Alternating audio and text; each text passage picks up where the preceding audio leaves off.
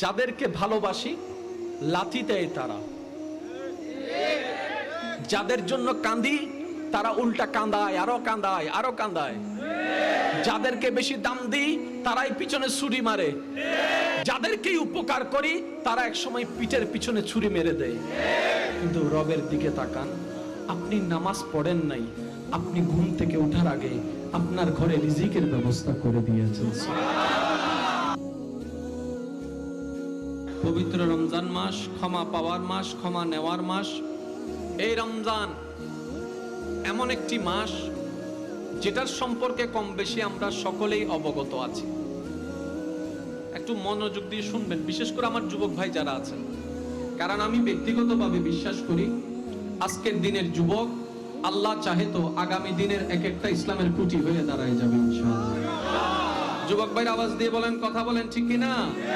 আল্লাহ চাইলে সবকিছু সম্ভব, আল্লাহ চাইলে সবকিছু সম্ভব, কিন্তু আমাদের একটু চেষ্টাও থাকতে। আমি আলোচনা শুরু করার আগে একটা কথা বলতে চাই। শোনা একটা জিনিস,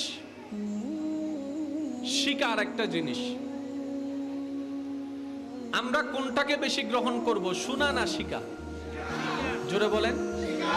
যারা শিকার আগ্রহে তৃষ্ণা নিয়ে বসেছেন, আপনাদের মনোযোগ বিশেষ আকর্ষণ করছে।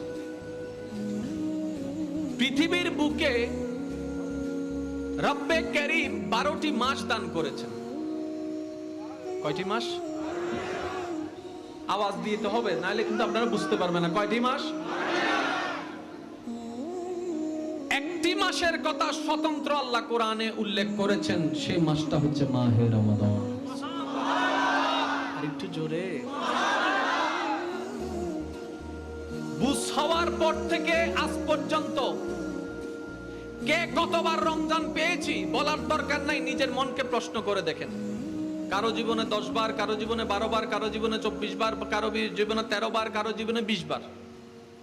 প্রত্যেকটা রমজানের মধ্যে যদি নিয়ামত নিতে জানার মতো জানতে পারতাম, এতদিনে অনেক পাল্টাই যেতে পারতাম।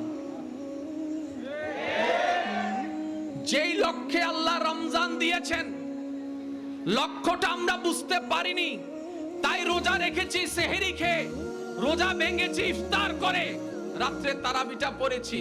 রমজান বিদায় নিয়েছে, সেই গাদা সেই গাদায় রয়ে গেলাম, শুধু না বুঝার কারণে। আমার কথা কি কষ্ট নিচ্ছেন না তো? কারণ গাদা যেটা বলছি সেটার ভিতরে আমিও আছি তো। এখন একটু খেয়াল করবেন, দিয়েছেন কে? আওয়াজ জোরে বলেন, দিয়েছেন কে? যিনি দিয়েছেন, দেওয়ার মধ্যে একটা কারণ। এবার দিয়েছেন কিভাবে দেখেন। মুহররম, সফর, রবিউল আউয়াল, রবিউস সানি, জমাদুল আউয়াল, জমাদুস সানি, রজব, শাবান, রমাদান। প্রথম দিকে দেয় নাই, প্রায় শেষের দিকে। আল্লাহ পাক বলে, বান্দা মুহররমে খাও, সফরে খাও, তৃতীয়তে খাও, চতুর্থতে খাও। আস্তে আস্তে আস্তে যখন রমজান চলে আসলো, রব্বে কারীম বলে, এবার একটু ব্রেক লাগাও, এবার একটু স্টপ লাগাও, এবার একটু থমকে যাও। রব্বে কারীম কি করব? রব্বে কারীম বলে, ইয়া আইয়ুহাল্লাযীনা আমানু কুতিবা আলাইকুমুস সিয়াম। সুবহানাল্লাহ। আমি রব্বে কারীমের ইচ্ছা হলো তোমাদের জন্য রোজাকে ফরজ করার জন্য। ইয়া রব্বে কারীম, তোমার ইচ্ছা হলেই তো বান্দারা, গোলামরা পালন করতে প্রস্তুত আছি। মওলা হুকুম তো একবার দাও, আমরা করতে রাজি আছি। রব্বে কারীম বলে, আমি শুধু তোমাদেরকে দিচ্ছি না, কামা কুতিবা আলাল্লাযীনা মিন কাবলিকুম, তোমাদের পূর্ববর্তী যারা ছিল, তোমাদের দাদারা যারা ছিল, দাদার দাদারা যারা ছিল, পূর্ববর্তী নবীর উম্মতরা যারা ছিল, তাদের উপরও এই রোজাকে ফরজ করে দিয়েছিলাম। এই রোজাকে ফরজ করে দিয়েছিলাম, কামা কুতিবা আলাল্লাযীনা মিন কাবলিকুম। ও আমার বান্দারা শুনো, আমি তোমাদেরকে রোজাটা কেন দিয়েছি জানো? এবার বান্দা বলে, মওলা রোজা তো রাখা শুরু করলাম, এই রোজা রাখার ফায়দা কি? রব্বে কারীম বলে, লাআল্লাকুম তাত্তাকুন, আমি চাই তোমরা তাকওয়াবান হও, আমি চাই আমার বান্দা সবগুলা ওলি আল্লাহ হয়ে যাক। রোজাটা আল্লাহ দিলেন কেন সেটাই বুঝি নাই, যার কারণে সেহরি খেয়েছি, ইফতার করেছি। নমাতে তো আন্ডাইয়ের ন হত বাকফল জিরো হন না, বাকফল একবারে শেষ পর্যন্ত আওয়াজ লাইব, বাকফল জেলাও জেলাও, পরিবর্তনের কোনো কিছু নাই। এবার আমি আপনাদেরকে একদম, যারা আল্লাহর প্রেমিক পড়তে চান, যারা আল্লাহর প্রেমিক হতে চান, যারা নিজের জীবনকে সাজাতে চান, যারা আল্লাহর প্রেমে পাগল হয়ে আল্লাহকে রাজি করার ইচ্ছা আছে, যাদের অন্তরে সেই তৃষ্ণা আছে, তাদের একটু মনোযোগ আকর্ষণ করছি। 10টা মিনিট রোদে দাঁড়ায় থাকলে, ঘরে আসলে চেহারা দেখলে বোঝা যায় রোদে দাঁড়াই ছিল। আর একটু জোরে বলেন। 10টা মিনিট মাঠে কাজ করলে, তার ভাব দেখলে, তার স্বভাব দেখলে, আকৃতি দেখলে বোঝা যায় সে এখন খেতে কাজ করে এসেছে। কেউ যদি রিকশা চালায় আসার পরে ভাব দেখলে বোঝা যায় পরিশ্রম করে এসেছে। কিন্তু বড় আফসোস হয়ে গেল, জীবনের অনেকটা বছর ফজর পড়লাম, জোহর পড়লাম, আসর পড়লাম, মাগরিব পড়লাম, এশা করলাম, আবার এদিকে রমজান মাসে রোজা রাখলাম, আবার এবার বছরে হজ করতে গেলাম, কিন্তু ওই নামাজ পড়লাম, রোজা রাখলাম, হজ করলাম, ওই পরিবর্তন আমাদের চরিত্রের মধ্যে এখন পর্যন্ত দেখা যায়। প্রবলেমটা কোথায় জানার দরকার। জোরে বলেন, জানার দরকার। আগে আমি একটা জিনিস এখানে একটা ক্লিয়ারিফাই হতে চাই, আল্লাহর প্রিয় বান্দা হওয়ার ইচ্ছা কার কার আছে? ইয়া রাব্বে করিম, আল্লাহ সকলের হাতকে তুমি কবুল করো। আল্লাহকে খুশি করার ইচ্ছা আছে তো? আল্লাহকে রাজি করার ইচ্ছা আছে তো? তাইলে কিছু কাজ করতে হবে, কিছু কাজ, আবার কিছু কাজ ছাড়তে হবে, কিছু কাজ। আল্লাহ আমাদের সবাইকে বুঝার আমল করার তৌফিক দান করুন। এবার আসেন, মাস কয়টি বছরে? জোরে বলেন। একটা মাস হচ্ছে রমাদান, একটা মাস। এটার মধ্যে একটা নিয়ম আছে না নাই? জোরে বলেন, এটার মধ্যে নিয়ম আছে না নাই? রমদান, এটার মূল মাদ্দা থেকে যদি একটু খেয়াল করেন, জ্বালিয়ে ফেলা, পুড়িয়ে ফেলা, ছারকার করে ফেলা। রব্বে করিম মানা তো বুঝলাম না, বলে যে রমজান এমন একটা অপরচুনিটি তোমাদের জন্য, এই সারাটা বছর যত গুনাহ করেছো, এই গুনাহকে জ্বালিয়ে ফেলার, পুড়িয়ে ফেলার, ধ্বংস করে দেওয়ার, ডেস্ট্রয় করে দেওয়ার একটা সুবর্ণ সুযোগের নাম হচ্ছে মাহে রমাদান। তাই নবী রাহমাতুল লিল আলামিন হাদিসে পাক একটু আমাদেরকে হিংস দিয়েছেন। আমরা আসলে পড়ি ঠিকই, বুঝার চেষ্টা করি না। নবী রাহমাতুল লিল আলামিন, আপনার নবী, আপনার নবী, আমাদের নবী জানান দিচ্ছেন, হে আমার উম্মত, যে রমজান পেয়েছে কিন্তু আল্লাহর কাছ থেকে ক্ষমা নিতে পারে নাই, তার মতো দুর্ভাগা আর কেউ হতে পারে না। রমজান পেয়েছে কিন্তু মাপ নিতে তার মতো দুর্ভাগা আর কেউ ইয়া রাসূলুল্লাহ। 12টি মাসের মধ্যে অন্য মাসের মধ্যে তো আপনি এই কথা বলেন নাই। আমার আল্লাহর নবী বলে, এই আমার উম্মতেরা শুনে রাখো, 12টি মাসের মধ্যে 11টি মাস আল্লাহ বান্দার প্রতি যত দয়াবান, রমজান মাসের তার চাইতে 1000 গুণ বেশি দয়াবান। এবার আপনারা যদি একটু মনোযোগ দেন, আমি দেখতে পাচ্ছি জায়গার তুলনায় আল্লাহর বান্দাদের ঢল অনেক বেশি হয়েছে। কথা বলেন ঠিক কিনা? তো এখন কি জায়গাটাকে চেঞ্জ করার কোনো সুযোগ আছে? তো যেহেতু আমাদের আর কোনো ওয়ে নাই, আমরা এখানের মধ্যে অন্তত সুশৃঙ্খলতা রক্ষা করে আমরা যেন মাহফিল শেষ পর্যন্ত থাকতে পারি। আল্লাহ তাআলা আমাদের সবাইকে সে তৌফিক দান করুন। এবার আসেন, এটা কি? যে চালাইতে জানে না তার জন্য কঠিন, আর যে চালাইতে জানে উড়ে বেলার কথা বলে না কেন? আমি বললাম কি রে তুই কি লেখস? বলে যে টাইপিং করি। তো না দেখে করস কেমনে? কয় এ কোন দিকে মুখস্থ, বি কোন দিকে মুখস্থ, সি কোন দিকে মুখস্থ, স্পেস কোন দিকে মুখস্থ, কমা কোন দিকে মুখস্থ, ফুল স্টপ কোন দিকে মুখস্থ। শুধু আঙ্গুল চলে আর আঙ্গুল চলে, চোখ দিয়ে তাকানো লাগে না। কেন হয়েছে?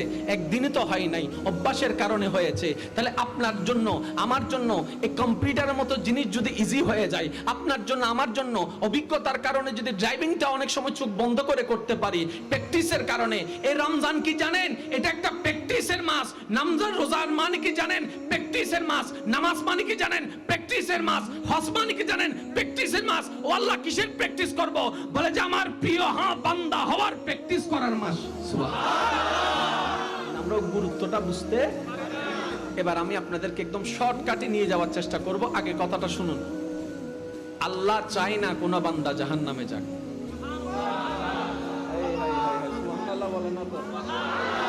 তার বাস্তব প্রমাণ হচ্ছে ফেরাউন। সুবহানাল্লাহ বলেন। বাস্তব প্রমাণ? সে যখন বলছে নিজেকে খোদা দাবি করলো, আল্লাহ পাক চাইলে কুন ফায়াকুনের অধিকারী রব্বে করিম চাইলে তার টোডালা চিপে ধরতে পারত, কিন্তু আল্লাহ তা করেনি। আজরাইল বলে, রব্বে করিম তোমার জমিনে দাঁড়িয়ে এত বড় দুঃসাহস করেছে এই ফেরাউন, আল্লাহ তুমি একবার হুকুম দাও, এখনই তার টোডালা চিবে আমি তার থেকে জানটা বের করে আনবো। রব্বে করিম বলে যে না, আমারই তো বান্দা, আমারই তো বান্দা, ভুল তো করেছে, আমার তো বান্দা। রব্বে করিম অপেক্ষা কিসের করো? বলে যে আমি চাই না আমার বান্দা জাহান্নামে যাক, আমি সময়ের পর সময় দিতে থাকবো, যদি একবার সে তওবা করে আমার কাছে সারেন্ডার করে, আমি ফেরাউনকেও মাফ করে দিতে রাজি আছি।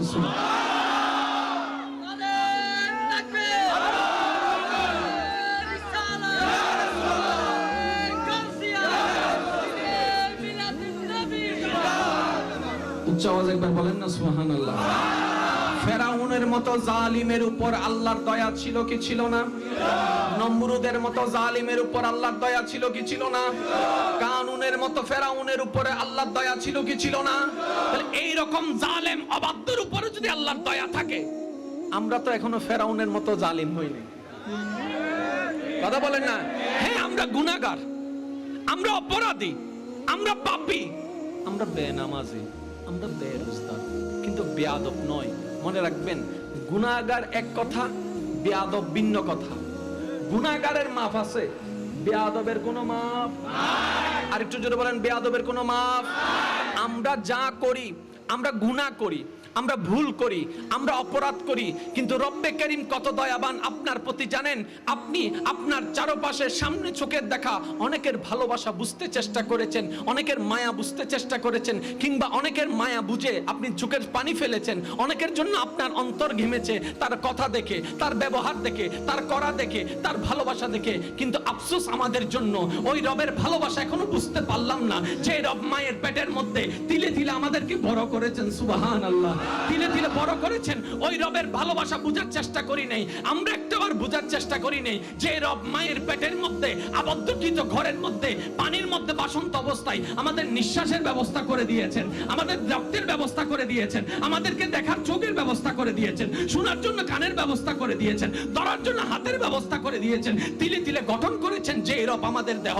ওই রবের ভালোবাসা বুঝার চেষ্টা করি নাই, আমরা কল্পনা করতে পারি নাই সে রবের ভালোবাসা সম্পর্কে, যে রব আমাদেরকে দুনিয়াতে আসার পরে পেটের ক্ষুধা নিবারণ করার জন্য আমাদের মায়ের স্তনে আল্লাহ কুদরতি ব্যবস্থাপনায় দুধের ব্যবস্থা করে দিয়েছে। ওনার ভালোবাসা বুঝার চেষ্টা করি নাই, আফসোস আমাদের জন্য, আফসোস। সেজন্য যাদেরকে ভালোবাসি লাথি দেয় তারা, যাদের জন্য কাঁদি তারা উল্টা কাঁদায়, আরো কাঁদায়, আরো কাঁদায়। যাদেরকে বেশি দাম দিই তারাই পিছনে ছুরি মারে, যাদেরকে উপকার করি তারা এক সময় পিঠের পিছনে ছুরি মেরে দেয়। কিন্তু রবের দিকে তাকান, আপনি নামাজ পড়েন নাই, আপনি ঘুম থেকে ওঠার আগে আপনার ঘরে রিজিকের ব্যবস্থা করে দিয়েছেন। আপনি জোহরের নামাজ আদায় করেননি, আপনার পাটা আপনার রব লেঙ্গা করে দেয় নাই, বরঞ্চ আপনি ঘরে এসে খাবার ব্যবস্থা করে দিয়েছেন, অফিসে দোকানে খাওয়ার ব্যবস্থা করে দিয়েছেন। রব চাইলেই তো পারতো আপনার হাতগুলাকে পাথর করে দিলে, আপনার তো আর খাওয়ার কোনো সুযোগ ছিল না। আপনাকে যদি স্বাদও ঠিক থাকতো, জিহ্বার স্বাদ যদি তুলে নিয়ে তো, তাহলে আপনার খাওয়ার সেই স্বাদ পেতেন না। এবার দেখেন, আপনি হাজার আপনি আমি অন্যায় করার পরও রবের রহমত বন্ধ হয় না। ও রব এত দয়া করো কেন?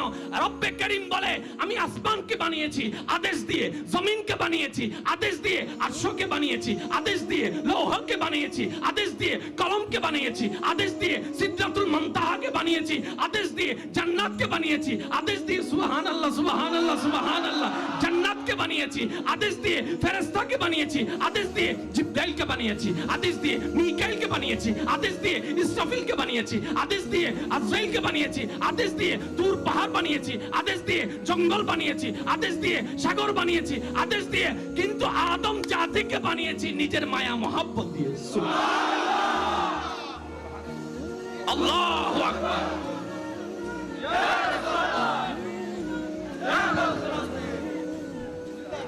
উচ্চ আওয়াজ একবার বলেন না সুবহানাল্লাহ।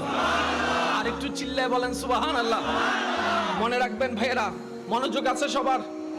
পিছনের ভাইদের মনোযোগ আছে? কাকেরও চোখ আছে, আমাদেরও চোখ আছে। গরুরও ঠোঁট আছে, আমাদেরও ঠোঁট আছে। হাতিরও কান আছে, আমাদেরও কান আছে। বানরেরও হাত আছে, আমাদেরও হাত আছে। সমস্ত সৃষ্টির সামনে আপনি নিজেকে রাখেন, সবার চোখের চাইতে আপনার চোখ সুন্দর, সবার ঠোঁটের চাইতে আপনার ঠোঁট সুন্দর, সবার নাকের চাইতে আপনার নাক সুন্দর, সবার কানের চাইতে আপনার কান সুন্দর, সবার হাতের চাইতে আপনার হাত সুন্দর, সবার পায়ের চাইতে আপনার পা সুন্দর, সবার আঙ্গুলের সামনে ফিঙ্গারের সামনে আপনার ফিঙ্গার সুন্দর, সবার চোখের সামনে আপনার চোখ সুন্দর, সবার ভ্রুর সামনে আপনার ভ্রু সুন্দর, সবার চুলের সামনে আপনার চুল সুন্দর, সবার দাঁতের সামনে আপনার দাঁত সুন্দর, সবার পশমের সামনে আপনার পশম সুন্দর। মওলা সব সৃষ্টির মধ্যে আমাদেরকে তুমি আহসানুল খালক, সবচেয়ে সুন্দর সৃষ্টি বানাই দিলা। মওলা এবার তুমি কি চাও একটু বলো না, তোমার চাওয়াটা কি? রব্বে করিম বলে তোর চোখ সুন্দর আমি বানাই দিলাম, তোর হাত সুন্দর আমি বানাই দিলাম, তোর জবান সুন্দর আমি বানাই দিলাম, তোর জবান সুন্দর বানাই দিলাম, তোর জিহ্বা সুন্দর বানাই দিলাম, তোর নাক সুন্দর বানাই দিলাম, তোর ঠোঁট সুন্দর বানাই দিলাম, তোর চেহারা সুন্দর বানাই দিলাম। এবার আমার নবীর চরিত্রকে অনুসরণ করে তোর চরিত্রটাকে তুই একটু সুন্দর বানাই ফেল। আল্লাহু আকবার।